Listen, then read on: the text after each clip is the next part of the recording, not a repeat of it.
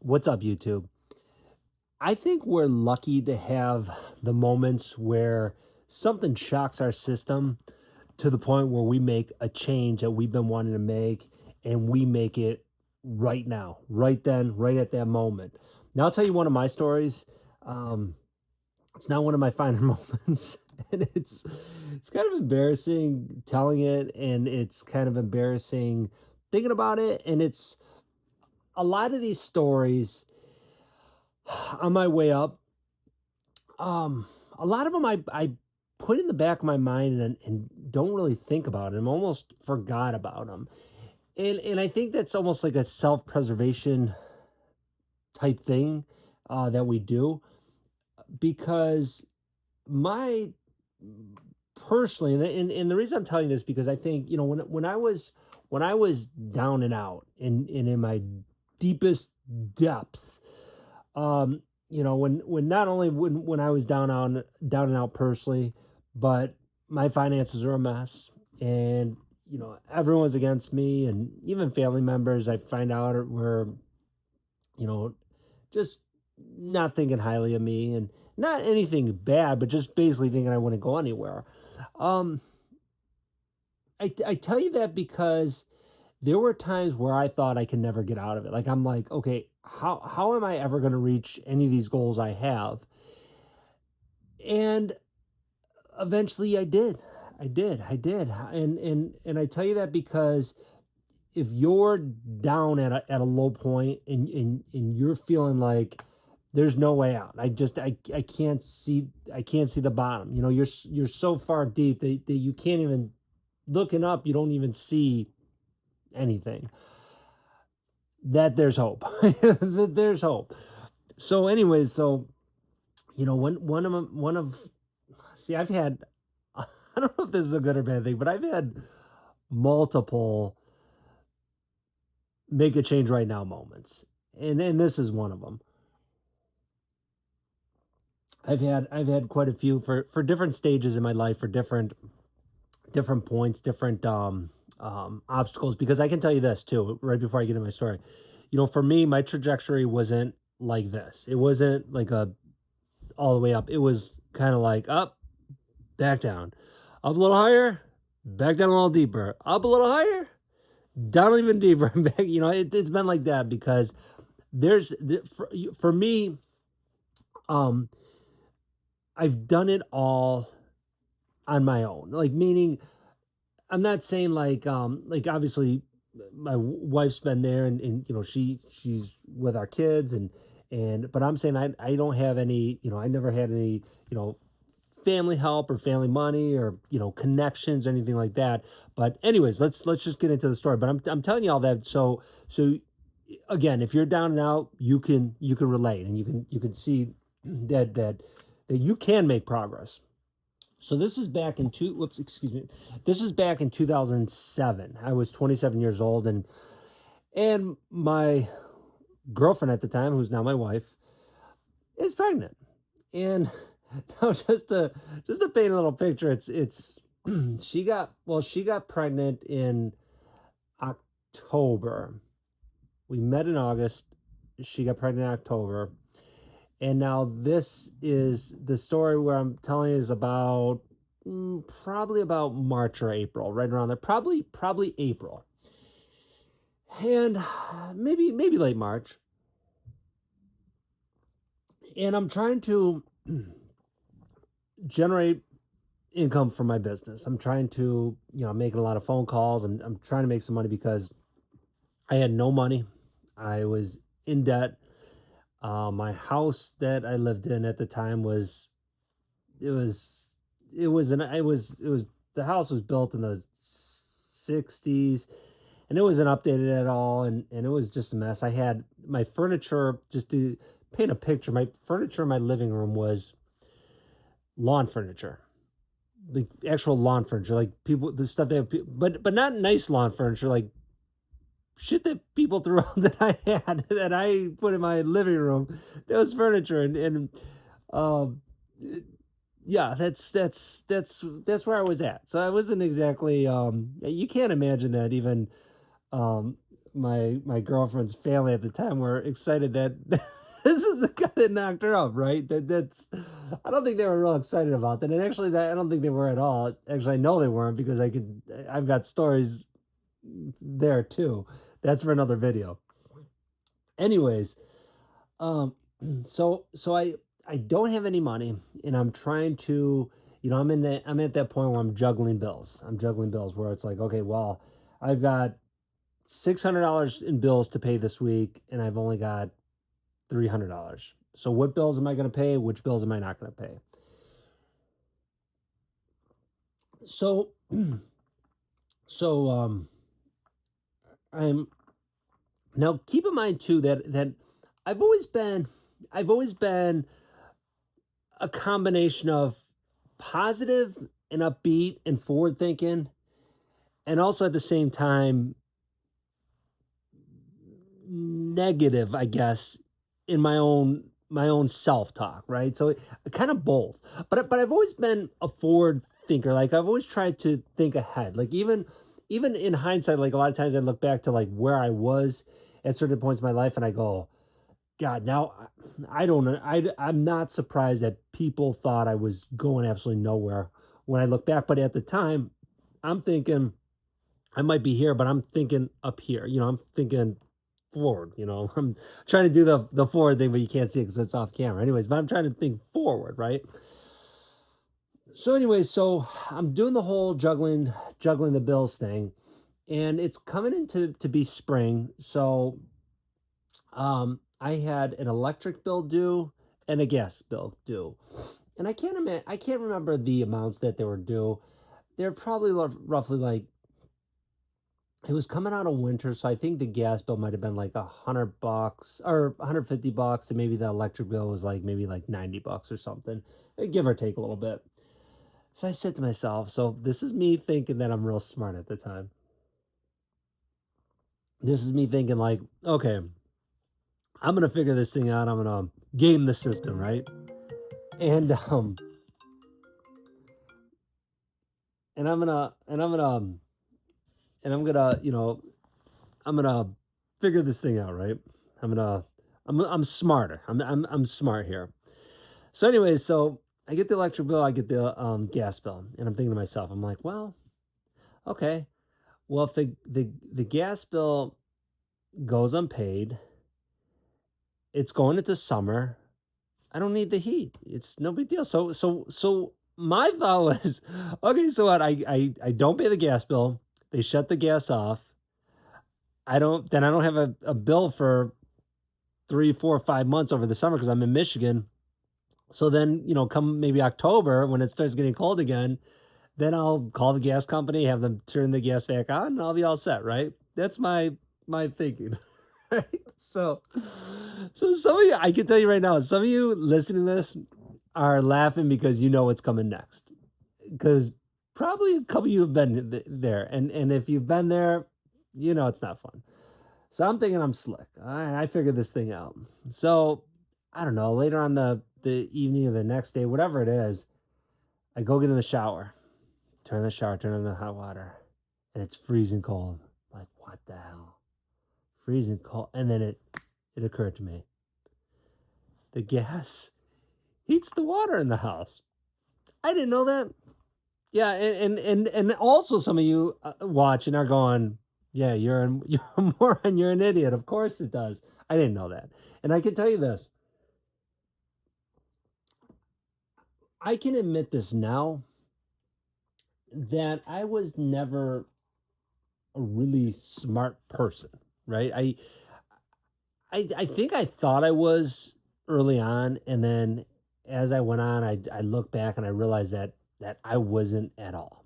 I wasn't. The one quality I did have, and I want to think I still have, but the one quality I have, and this is something that you can use too, um, and I think that this alone pushed me forward over the years, like helped me just keep pushing forward is I developed an incredible work ethic. Like I developed part of it was and actually there's a story to that too, and I guess that's for another video. Um part of it, oops, just dropped one of my phones. It was my light, but behind my couch. Great. Anyways, I don't know how I'm gonna get that. I developed an incredible work ethic. Partly was, a deal with my family. When I'm talking about my family, my parents growing up, and then partly was because out of necessity, because I'm like, okay, I, I had no skills. When my girlfriend at the time got pregnant, I had no skills. I had no skills. I had no money. I had no family money, no family connections, nothing. Nothing. And I'm not saying that like to complain or bitch or moan or whine. Again, I'm letting you know because if you're in that position, then there's a way out. And it's we often get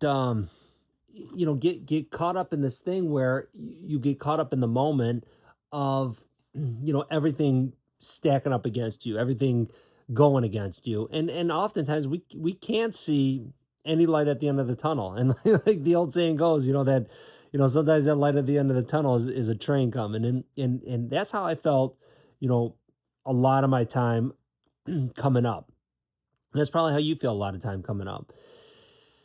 But the thing is, if you don't have that moment that changes you, that you go, okay, I got to get my shit together. I got to get myself together. I got to get moving, and it gets you moving. Then you got to find one. You got to manufacture one. You got to create one. Um, I don't know if I'd recommend that happens. That life hits you in the face with the shovel, but I want to think that's the way.